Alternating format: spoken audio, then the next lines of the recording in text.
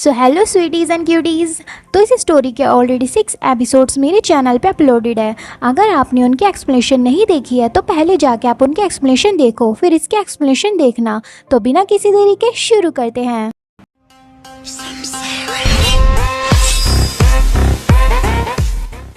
तो चैप्टर की स्टार्टिंग में हमें ऑर्गन एकेडमी दिखाई जाती है, जहां बच्चे कहते हैं क्लास ख़त्म हुई, चलो लंच का टाइम हो गया, लंच करने चलते हैं। फिर एक लड़का कहता है आज खाने में पनीर है। ये सुनकर सभी बच्चे क्लास से भागते हैं ताकि वे ज़्यादा पनीर ले सकें। लेकिन उन स्टूडेंट्स में से एक कोरी भी होता है जो डेस्क पर अपना सिर रखकर सो रहा होता है। तभी हाइली कोरी के पास आकर कहता है कोरी उठ जाओ। फिर हाइली कहता है क्लास ख़त्म हो गई, चलो लंच करने चलते हैं। लेकिन कोरी हाइली के बात पर ध्यान नहीं देता और दोबारा डेस्क पर गिर जाता है सोने के लिए।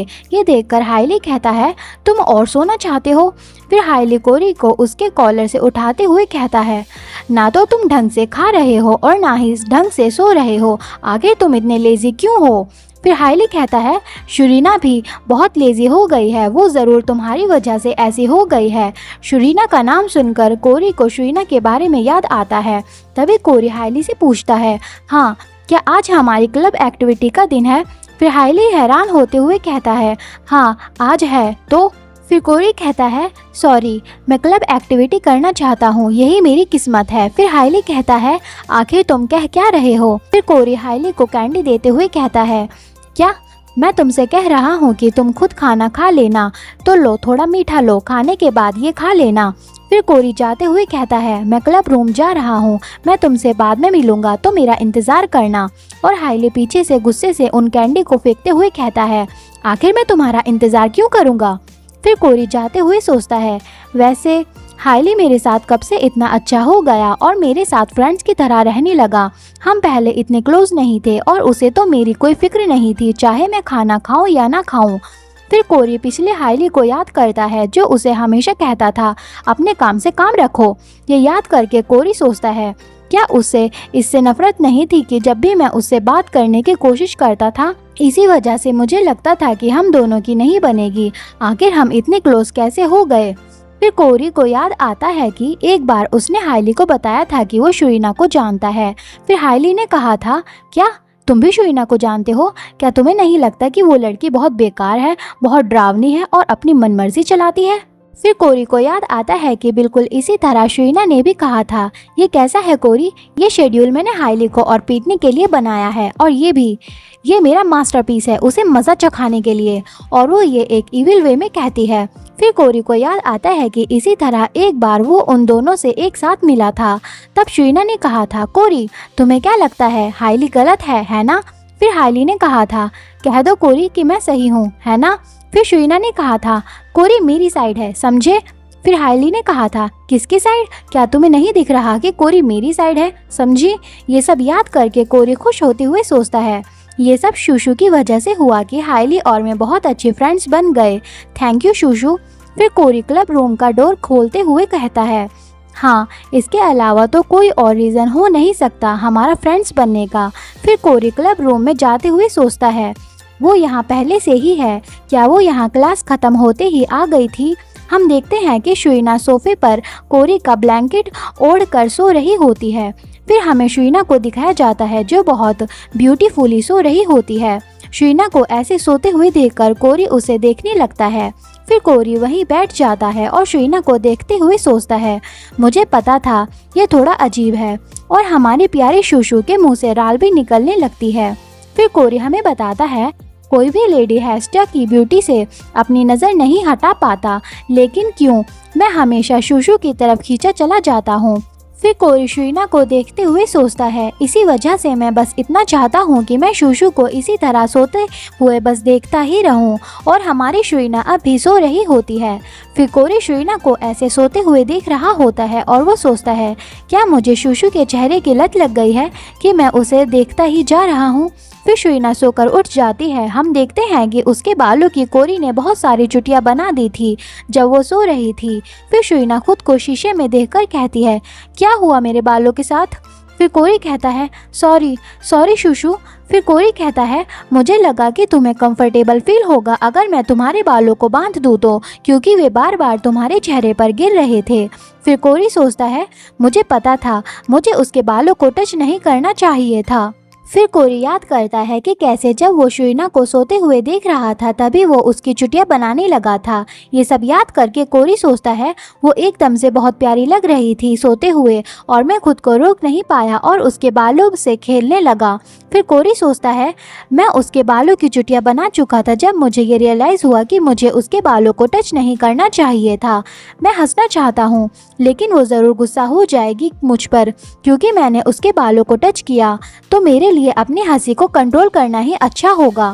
फिर कोरी शुइना की चुटिया खोलते हुए कहता है शूशू मुझे माफ़ कर दो, मैं तुम्हारे बालों को अभी पहले जैसा ही कर दूंगा। फिर शुइना उदास होते हुए कहती है कोरी मैं इतनी बदसूरत क्यों लगती हूँ। फिर शुइना डिप्रेशन में जाते हुए कहती है शायद इस वजह से क्योंकि मेरा फेस सूजा सूजा लगता है, मैं सच में बहुत बुरी दिखती हूँ, है ना। ये सुनकर कोरी सोचता है ये सब मेरी गलती है और कोरी जल्दी जल्दी शुइना के बालों को ठीक करते हुए कहता है नहीं बिल्कुल भी नहीं, तुम्हारा चेहरा सूजा हुआ इसलिए लग रहा है क्योंकि तुम अभी सोकर उठी हो, तुम ऐसी इस वजह से लग रही हो क्योंकि मैंने तुम्हारे बालों की बहुत सारी चुटियाँ बना दी थी, मैं अभी इनको ठीक करता हूँ।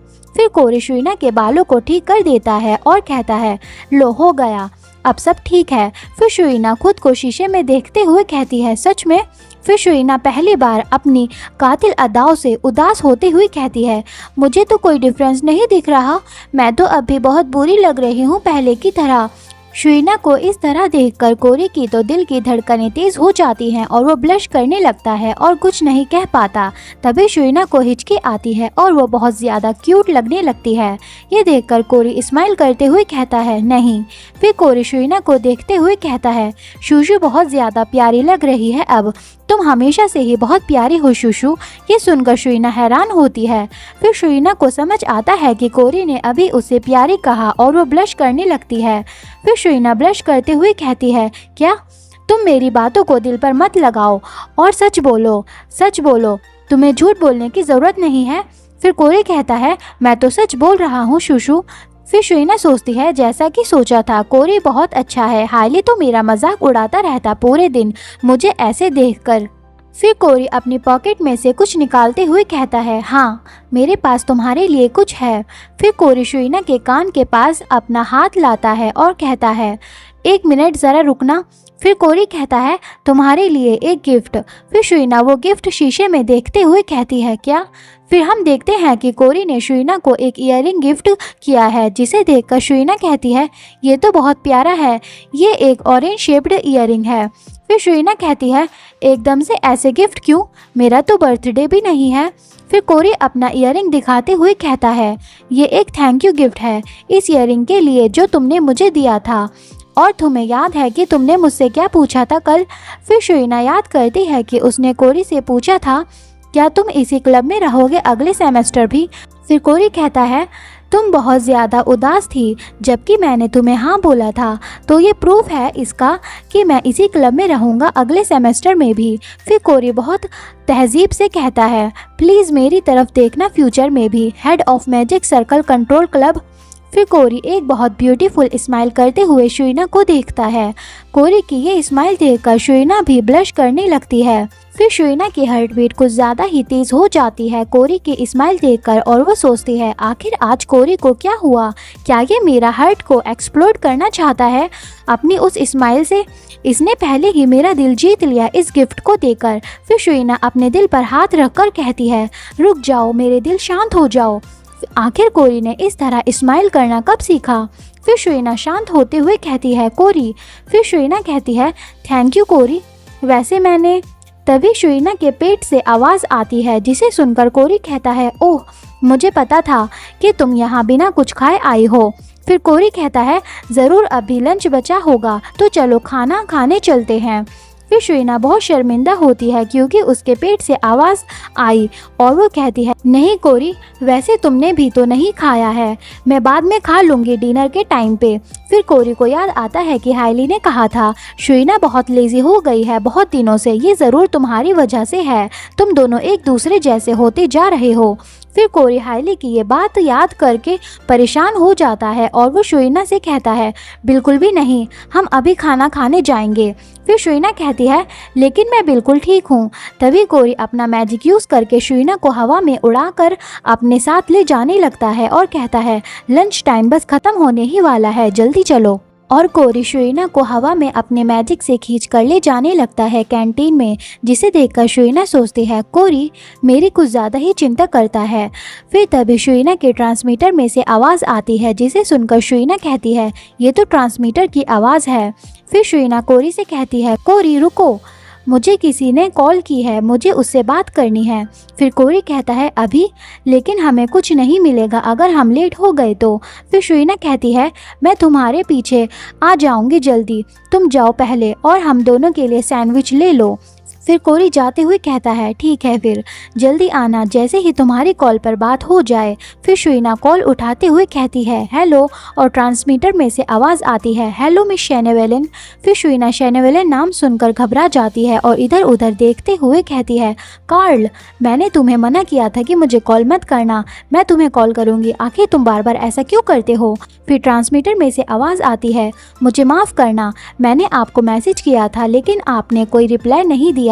फिर ट्रांसमीटर वाला बंदा कहता है, वो दरअसल एक बहुत इम्पोर्टेंट इंसान है जिसकी बहुत बड़ी रेपुटेशन है, उन्होंने आपसे मिलने की इच्छा जाहिर की, वो आपसे मिलना चाहते हैं, तो मैं उन्हें क्या जवाब दूं। ये सुनकर शुइना सोचती है, क्या एक इम्पोर्टेंट इंसान जिसकी बहुत रेपुटेशन है। फिर हमें ऑर्गन एकेडमी के बाहर का सीन दिखाया जाता है, जहां सभी पेरेंट्स अपने बच्चों को हॉलीडेज़ में घर ले जाने के लिए आए होते हैं। फिर हम देखते हैं कि शुइना हाइली और कोरी से कहती है, अपने हॉलीडेज़ को एंजॉय करना और तुम दोनों से अगले सेमेस्टर में मुलाकात होगी। फिर हाइली कहता है, क्यों नहीं, तुम भी शुइना। फिर हाइली कहता है, रुको, भूल मत जाना हमारे प्लान के बारे में कि हम एक फूड ट्रिप पर जाएंगे। फिर शुइना खुश होते हुए कहती है, चिंता मत करो, चलो डिसाइड करते हैं कि हम क्या लाएंगे। तो जान लो, मैं एक स्ट्रॉबेरी टार्ट लेके आऊँगी मिस बेकरी से। फिर हाइली भी कहता है, तो मैं एक एप्पल टार्ट लेकर आऊँगा। तो कोरी भी कहता है, तो मैं ग्रेप टार्ट लेकर आऊँगा। फिर दोबारा शुइना और हाइली की इस बात पे भी जंग छिड़ जाती है। तो हाइली कहता है, फ़र्क नहीं पड़ता कि हम उस दिन क्या गेम खेलेंगे, मैं ही जीतूंगा, तो हारने के लिए तैयार रहना। फिर शुइना कहती है, मुझे नहीं लगता कि ऐसा कुछ होगा। फिर कोरी इन दोनों को ऐसे लड़ते हुए देखकर सोचता है, आखिर ये अभी से क्यों लड़ रहे हैं जबकि वो दिन अभी आया भी नहीं। फिर हाइली के गार्ड्स उससे कहते हैं, योर हाइनेस, सब तैयार है जाने के लिए। फिर हाइली जाते हुए कहता है, मैं जा रहा हूँ, अब मैं तुम दोनों से बाद में मिलूँगा। फिर शुइना कहती है, ठीक है, आराम से जाना। और कोरी कहता है, क्यों नहीं, बाय बाय। फिर कोरी कहता है, शूशू तुम पहले चली जाओ, मेरे पास अब भी कुछ है जो मुझे करना है, तो मैं बाद में जाऊंगा। फिर शुइना कहती है, ये एकेडमी का लास्ट डे है, तो आखिर तुम्हारा अब कौन सा सामान रह गया। फिर कोरी जाते हुए कहता है, मैं बस किसी से मिलने जा रहा हूँ, तो तुम चिंता मत करो और जाओ, अगर तुम्हें हॉलीडेज़ में मेरी ज़रूरत हो तो बस मुझे कांटेक्ट कर लेना। फिर शुइना कहती है, ओके, तो फिर मैं जा रही हूँ, तुमसे बाद में मिलूँगी। फिर शुइना सोचती है, ये बहुत बुरी बात है कि अब हम अलग हो रहे हैं। फिर शुइना सोचती है, क्या ये सब ठीक है, हाइली और कोरी फ्रेंड्स नहीं थे नॉवल में, और शायद मैं उन दोनों से क्लोज हो गई हूँ। फिर शुइना खुश होते हुए सोचती है, नहीं नहीं, अब मुझे बस मज़े करने की ज़रूरत है क्योंकि अब हॉलीडे शुरू हो गए हैं। फिर हम देखते हैं कि शुइना बहुत गुस्से में होती है और हेस्टर भी थोड़े अजीब हालत में लग रही होती है। फिर हमें हारून दिखाया जाता है। आप इस कैरेक्टर के बारे में तो नहीं भूल गए हो, ये हमारी शुइना का बड़ा भाई है, हारून। फिर हारून कहता है, ये कैरेज कुछ ज़्यादा ही नहीं हिल रहा है, क्या तुम ठीक हो शूशू। फिर शुइना गुस्से से कहती है, तुम वो हो जो ठीक नहीं रहेगा, अगर ये सारा सामान मुझ पर गिर गया तो तुम्हें पता है ना, आखिर तुम्हारे पास परमिशन कैसे आई इतना सारा सामान लाने की, तुम्हें अपना सामान घर भिजवा देना चाहिए था पहले ही मेरी तरह। शुइना को बहुत गुस्सा आ रहा होता है हारून का सामान देखकर। फिर हारून कहता है, वो बात यह है कि मुझे नहीं पता था कि मेरे पास इतना सारा सामान है। वैसे फिर हारून कहता है, शूशू आखिर तुम मुझसे मिलने क्यों नहीं आई एक बार भी? फिर शुइना कहती है, अगर तुम मुझे इतना ही याद कर रहे थे तो तुम मुझे मिलने क्यों नहीं आए? फिर हारून शुइना की तरफ घूरते हुए कहता है, क्या तुम्हें पता भी है कि मैं कितनी बार तुमसे मिलने आया था? ऐसे हारून को देखकर शुइना भी डर जाती है और वो कहती है, नहीं आखिर मुझे कैसे पता होगा कि तुम। तभी हेस्टिया कहती है, शूशू ने कहा था कि बिग ब्रदर हारून एक मुसीबत है। ये बात तो हमारे हारून को चुप जाती है और उसके मुंह से खून आ जाता है और वो कहता है, हाँ मैं देख रहा हूँ। फिर हारून खुशी से शुइना की तरफ हाथ बढ़ाते हुए कहता है, लेकिन मेरी प्यारी शूशू अब भी बहुत प्यारी है, फ़र्क नहीं पड़ता कि उसने क्या किया, ये भाई अपनी शूशू को हर तरह पसंद करता है। फिर शुइना हारून को दूर करते हुए कहती है, तुम क्या कर रहे हो, मेरे पास मत आओ। फिर हारून कहता है, तुम बहुत मतलबी हो। फिर हारून मुंह बनाते हुए कहता है, मैं तुम्हें ऐसे हक नहीं कर पाऊंगा। जब तुम बड़ी हो जाओगी और किसी से शादी कर लोगी तो हमें अब एक दूसरे को हक करना चाहिए शूशू। फिर शुइना कहती है, तुम तो उन लोगों की लिस्ट में भी नहीं हो जिनको मैं हक करना चाहती हूँ, भले ही मेरी शादी क्यों ना हो जाए। ये सुनकर हारून मुंह बनाते हुए कहता है, तो क्या तुम शादी नहीं करोगी? फिर हारून उदास होते हुए कहता है, ऐसे कैसे, मैं क्या करूँगा जब लड़के जो भेड़िए की तरह होंगे मेरी शुइना को अकेला नहीं छोड़ेंगे तो अगर शूशू को कोई पसंद आ गया तो मुझे बहुत बुरा लगेगा, फिर मैं कैसे जीऊँगा? इस बड़े भाई का तो पहले ही दिल टूट गया, मैं बहुत उदास हूँ। फिर शुइना हारून को ऐसे देखकर सोचती है, इसका तो फिर शुरू हो गया। मेरा प्यारा बड़ा भाई दोबारा खुद ही खुद में बड़बड़ाने लगा। फिर शुइना कहती है, मैं खुद के लिए जीऊँगी तो तुम्हें चिंता करने की ज़रूरत नहीं है। फिर शुइना सोचती है, फ़र्क नहीं पड़ता कि हारून जो कर रहा है या नहीं, लेकिन मैं किसी को भी पसंद नहीं करती या ऐसा कुछ भी। फिर शुइना हमें बताती है, मैं तो अपनी पिछली ज़िंदगी में भी किसी को पसंद नहीं करती थी और मैंने अपनी पूरी ज़िंदगी अपने बहन भाइयों के साथ गुजार दी और जो मैंने इस लाइफ में एक्सपीरियंस किया वो ये है कि सब मुझे ब्रिज की तरह यूज़ करते हैं ताकि मैं हेस्टिया तक उन्हें पहुँचा दूँ। जब मैं 5 साल की थी तभी से लड़के मुझे लेटर देकर जाते थे ताकि मैं उन्हें हेस्टिया को दे सकूं। ये तब से ही शुरू हो गया था। फिर हेस्टिया कहती है, आपने सुना ब्रदर हारून, शूशू खुद को लड़कों में इन्वॉल्व नहीं करती तो आपको चिंता करने की ज़रूरत नहीं है। ये सुनकर शुइना हैरान होते हुए सोचती है, हे तुम ये बंद करो, ये ऐसा नहीं है जो तुम्हें कहना चाहिए। ये सब मैंने किया तुम्हारी वजह से, क्योंकि मेरे पास लड़के तुम्हारी वजह से आते हैं। फिर हारून कहता है, सच में ये तो बहुत अच्छी बात है। अगर शूशू के पास कोई लड़का नहीं होगा तो वो हमेशा मेरे साथ रहेगी। मैं तो बहुत खुश हूँ। ये सुनकर शुइना सोचती है, ब्रदर तुम्हारे लिए अच्छा होगा कि तुम बस करो, आके तुम क्या बकवास कर रहे हो? फिर हेस्टिया मुंह बनाते हुए कहती है, नहीं ब्रदर हारून, शूशू मेरे साथ रहेगी। फिर हारून कहता है, क्या? मैं तो शूशू को किसी को भी नहीं दूंगा, तुम्हें भी नहीं हैस। और वे दोनों इस बात पर गैरेज में लड़ने लगते हैं। ये देखकर शुइना सोचती है, मैं तो थक चुकी हूँ, मुझसे घर पहुँचने तक का वेट नहीं होता।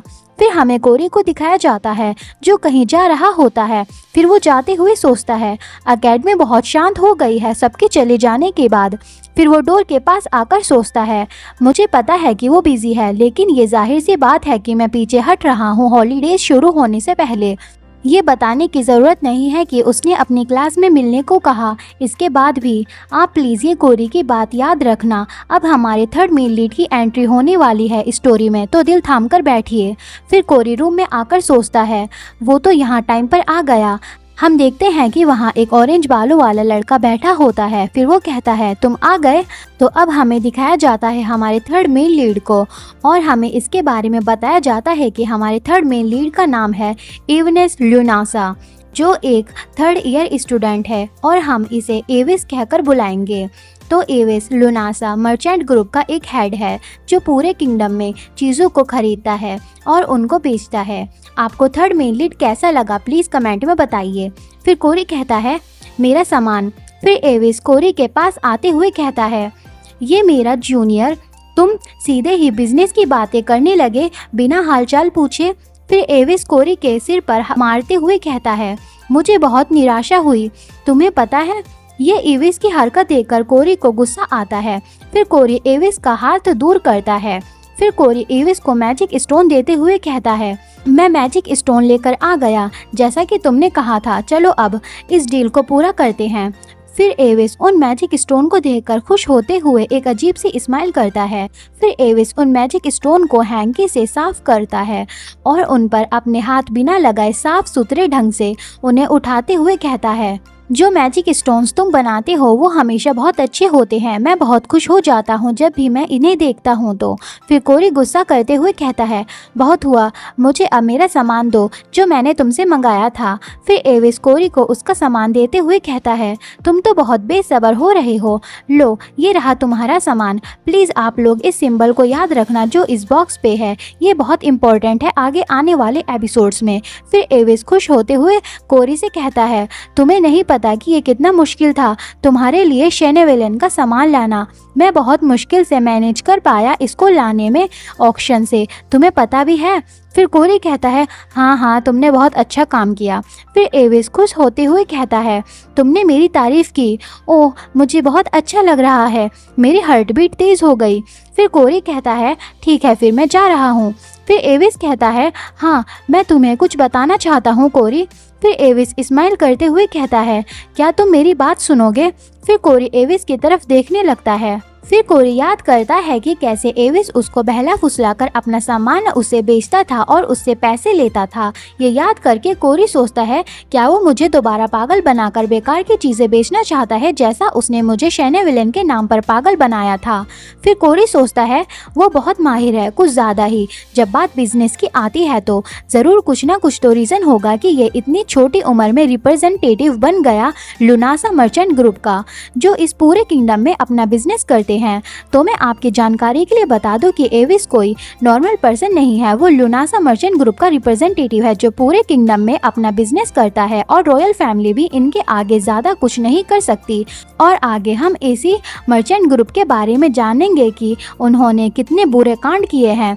सो बैक टू द स्टोरी। फिर कोरी एविस की स्माइल देखकर सोचता है, मुझे पक्का पता है कि ये इसकी स्माइल एक फेक स्माइल है जो ये बिजनेस के लिए बनाता है। फिर एविस कहता है, तुम चुप क्यों खड़े हो? क्या तुम नहीं जानना चाहते कि मैं तुम्हें क्या बताना चाहता हूँ? फिर कोरी जाते हुए कहता है, नहीं मैं जा रहा हूँ। फिर कोरी सोचता है, चलो मैं बस उसे अवॉइड करता हूँ, वो ज़रूर मुझे फंसाने की कोशिश कर रहा होगा। फिर कोरी गेट पटक कर चला जाता है। फिर एविस कहता है, कोरी तुम तो सच में चले गए। फिर एविस उसे ऐसे ही देखता है।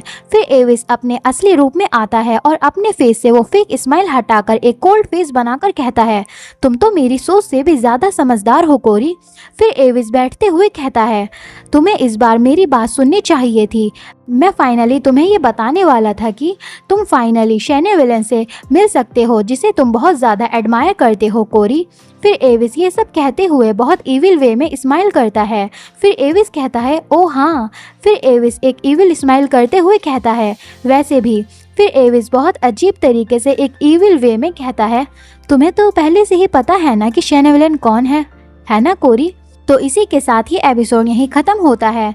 तो मैं आपकी जानकारी के लिए बता दूं कि एविस को पहले से ही पता है कि शुइना ही शेनेविलन है और एविस ही वो इम्पोर्टेंट इंसान है जिसने शेनेविलन से मिलने की रिक्वेस्ट की थी, जिसके बारे में ट्रांसमीटर ने शुइना को बताया था। तो आगे के एपिसोड्स में एविस और शुइना की स्टोरी चलेगी जिसमें शुइना अपने शेनेविलन वाले हुलिये में होगी। तो तब तक के लिए आप मेरे साथ जुड़े रहिए।